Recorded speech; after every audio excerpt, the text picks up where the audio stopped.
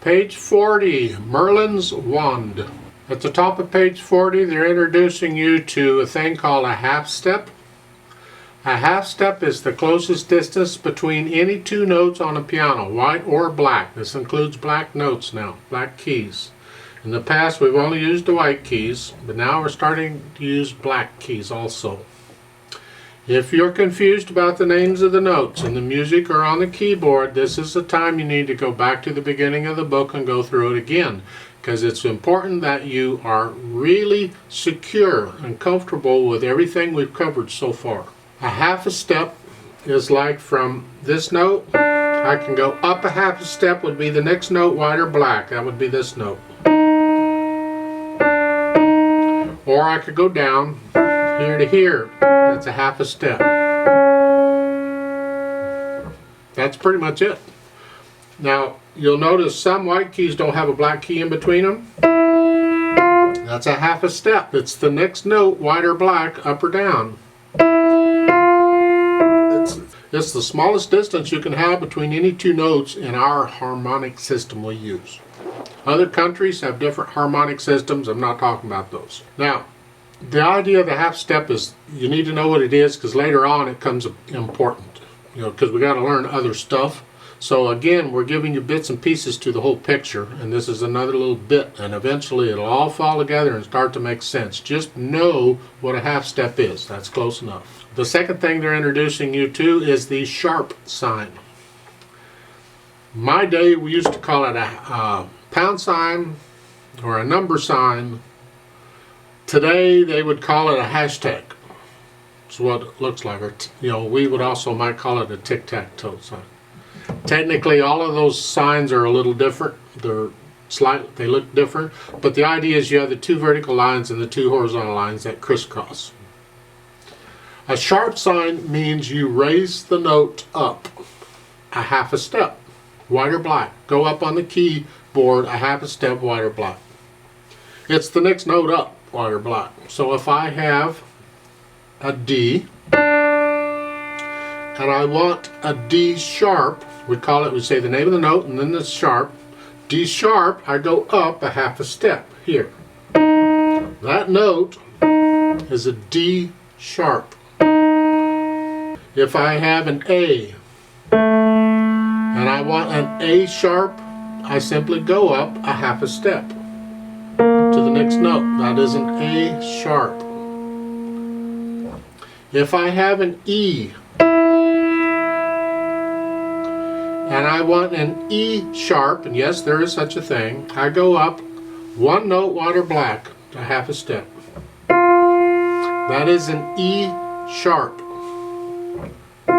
I know, it's also an F, but as you're going to find out, and I don't want to scare you away, every key on the piano has multiple names. Don't worry about it, we'll get to it, makes sense. Just know a half a step up. An F can be an E sharp also.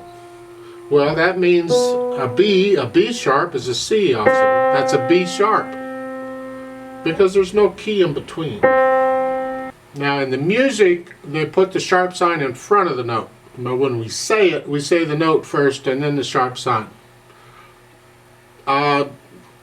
You make sense out of that on your own. So take a look at Merlin's wand down below. It starts out in the left hand, and you're down here with a little finger on C. Put your hand in this position.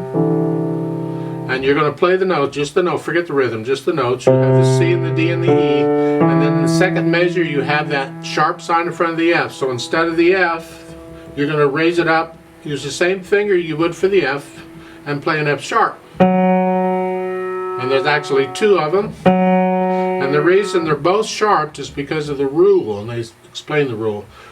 When you have a sharp sign in a measure like that, it applies from that point on to the rest of the measure. And only that measure. Once we go into the next measure, it cancels out, it's no good anymore. So both of those F's in the second measure are F sharp. And then the right hand comes up here on C, that's where the right hand goes. And you play that, and then for that whole note, that is a sharp in front of that F, so you use the same fingers you would for the F, just reach up and play the F sharp. That's all. And that's the way that works. Now there's more to the rule besides this, and the experts, the music theorists, the musicologists, the music historian, they don't agree on the rule. And I've been in conversations on both sides of, so they don't agree on the rule. Well, all I can tell you at this point in time is this: when they introduce a sharp sign in a measure, it raises the note up a half a step, and it applies from that point on in the measure, and I can add on that staff. You see, in music we use a grand staff, usually has 2 staves. Well, those are actually independent. The only thing connects them is those vertical lines, which tells you to play them at the same time. Otherwise, they're independent. So any symbols you have that apply to a staff has to be in that staff. So like in the second measure, those F sharps, if I had any Fs in the top measure, if I wanted F sharps, I'd have to put a sharp sign up there too, or there'd be F naturals, because it's a different staff. Every staff is independent on that. Keep that in mind. It helps a little later on. But there's another part of the rule that people don't agree on. I'm going to wait until we get the rest of these accidentals covered, and then we'll go back and talk about it. When they introduce a sharp sign like this, it's called an accidental. Because it's an accident, just because it temporarily changes the note. That's all. And there's other accidentals, but we'll get to them. There is a pedal marking on here. I'm not going to show it because you're putting the pedal down at the very beginning. You're holding it down for the whole piece, and you're lifting it up at the end with the hands. There's also a repeat sign. You see the repeat sign, and finally they did it right. There is no reverse repeat sign. You don't need one, because the repeat sign tells you to go back to the beginning and play it again. And then the last measure, the whole notes, the right hand's up here, that's fine, but that mess at the bottom, they're telling you it's the lowest C on the piano, which is way down here. They could have done the 15 MA thing and made it easier for you. I don't know why they didn't. They just put that, that's where it actually is. All those ledger lines, if you would count that out, the one ledger line is here, 2 ledger lines, 3 ledger lines, 4 ledger lines, 5 ledger lines is a D, and that is underneath. That goes one more note down. It's a C. You could figure it out.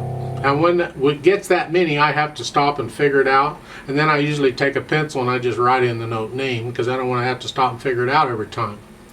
And that's how I do it. Now in the last measure, you see those little red stars they put in there? That's not part of the music. That's just an extra little thing the author of the book is stuck in to help entertain you. It has nothing to do with the music. It has nothing to do with how you play it. They've just stuck that in there for kicks and giggles, I reckon. I will talk more about the technique for playing black keys as we get more into it in the pieces. So we'll cover it. Let's play this together slowly. And we are going to repeat it. I'm not going to show the pedal. You can do the pedal.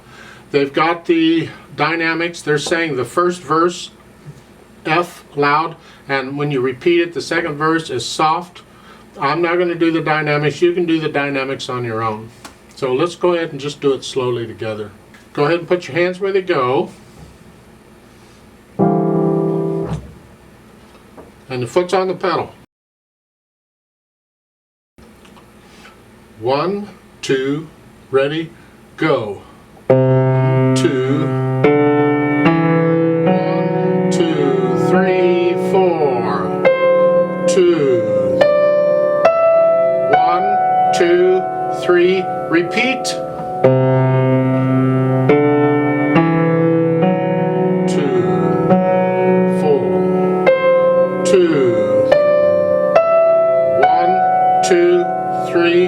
4, 2, 3, 4, off.